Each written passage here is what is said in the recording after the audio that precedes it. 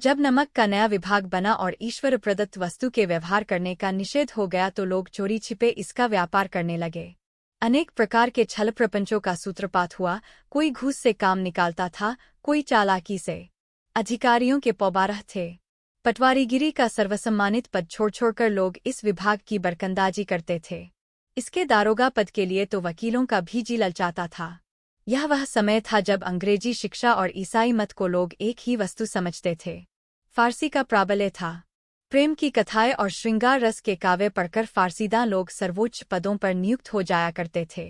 मुंशी वंशीधर भी जुलेखा की विरहकथा समाप्त करके मजनू और फरहाद के प्रेम वृत्तांत को नल और नील की लड़ाई और अमेरिका के आविष्कार से अधिक महत्व की बातें समझते हुए रोजगार की खोज में निकले। उनके पिता एक अनुभवी पुरुष थे। समझाने लगे, बेटा, घर की दुर्दशा देख रहे हो, अंके बोझ से दबे हुए हैं। लड़कियां हैं, वे घासफूस की तरह बढ़ती चली जाती हैं। मैं कगारे पर का वृक्ष हो रहा हूं, न मालूम कब गिर पड़ूं। अब तुम ही घर के मालिक मुख्तार हो। नौकरी में ओहदे की ओर ध्यान मत देना, यह तो पीर का मजार है। निगाह चहावे और चादर पर रखनी चाहिए। ऐसा काम ढूंढना जहां कुछ ऊपरी आय हो। मासिक वेतन तो पूर्णमासी का चांद है जो एक दिन दिखाई देता है और घटते घटते लुप्त हो जाता है। ऊपरी आय बहता हुआ स्रोत है जिससे सदैव प्यास बुझती है। वेतन मनुष्य देता है, इसी से उसमें वृद्धि नहीं होती। ऊपरी आमदनी ईश्वर देता है, इसी से उसकी बरकत होती है। तुम स्वयं विद्वान हो, तुम्हें क्या समझाऊं। इस विषय में विवेक की बड़ी आवश्यकता है। मनुष्य को देखो, उसकी आवश्यकता को देखो और अवसर को देखो, उसके उपरांत जो उचित समझो, करो। गर्ज वाले आदमी के साथ कठोरता करने में लाभ ही लाभ है, लेकिन बेगर्ज को दाव पर पाना जरा कठिन है।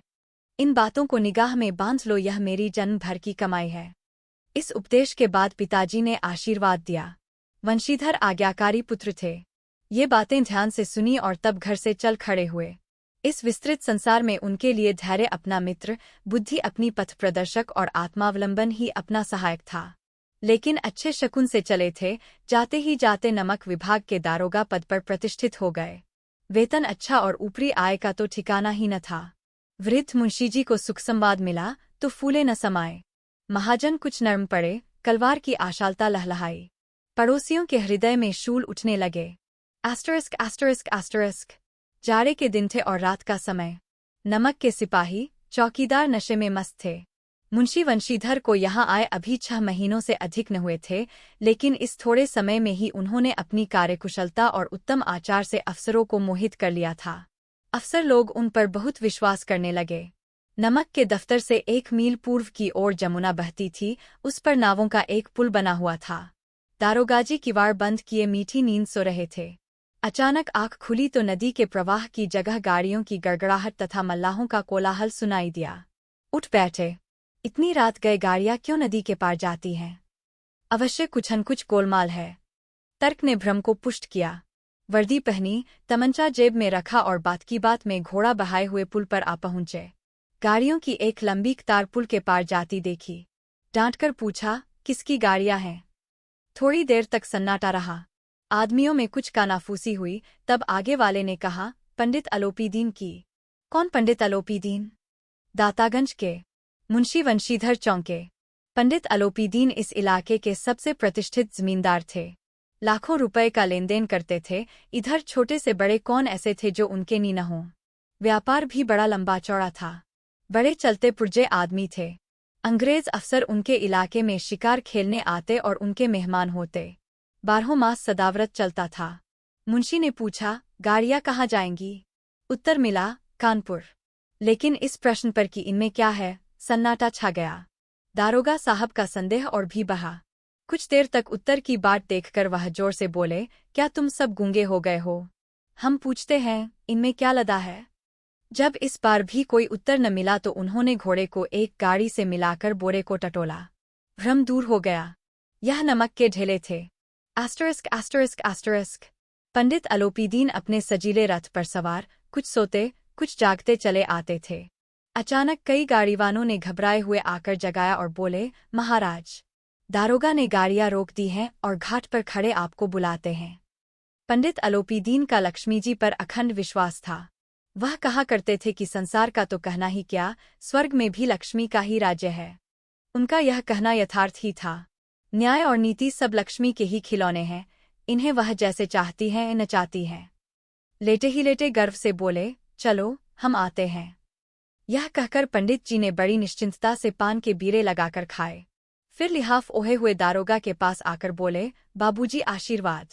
कहिए, हमसे ऐसा कौन सा अपराध हुआ कि गाड़ियां रोक दी गईं? हम ब्राह्मणों पर तो आपकी कृपा दृष्टि रहनी चाहिए। वंशीधर रुखाई से बोले, सरकारी हुक्म। पंडित अलोपीदीन ने हंसकर कहा, हम सरकारी हुक्म को नहीं जानते और न सरकार को। हमारे सरकार तो आप ही हैं। हमारा और आपका तो घर का मामला है, हम कभी आपसे बाहर हो सकते हैं।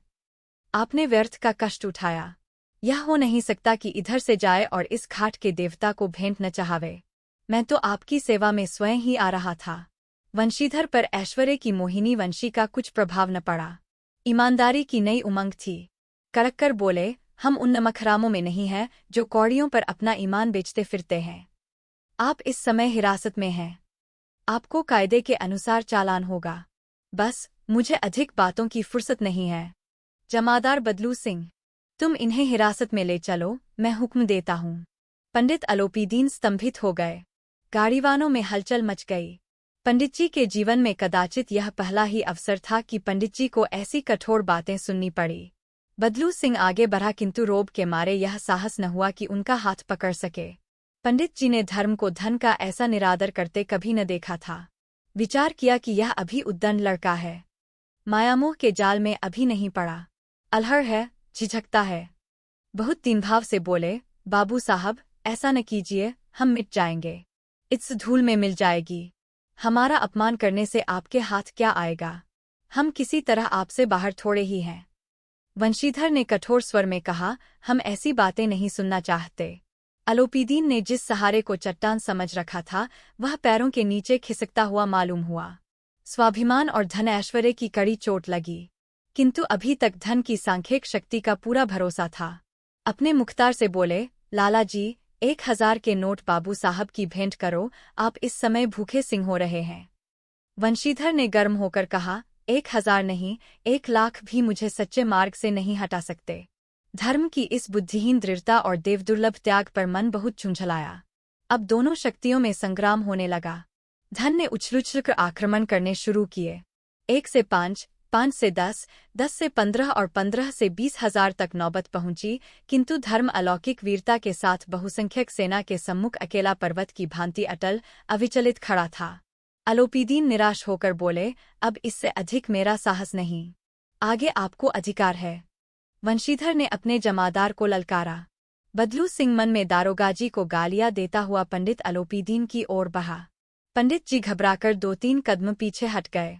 अत्यंत दीनता से बोले, बाबू साहब ईश्वर के लिए मुझ पर दया कीजिए, मैं 25,000 पर निपटारा करने का तैयार हूँ। असंभव बात है। 30,000 पर? किसी तरह भी संभव नहीं।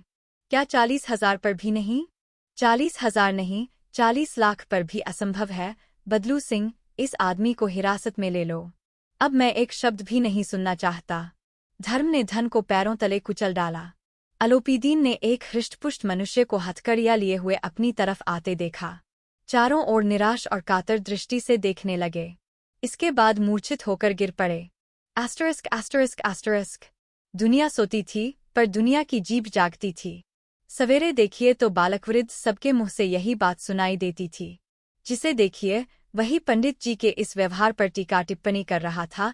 निंदा की बौछारें हो रही थीं, मानो संसार से अब पापी का पाप कट गया।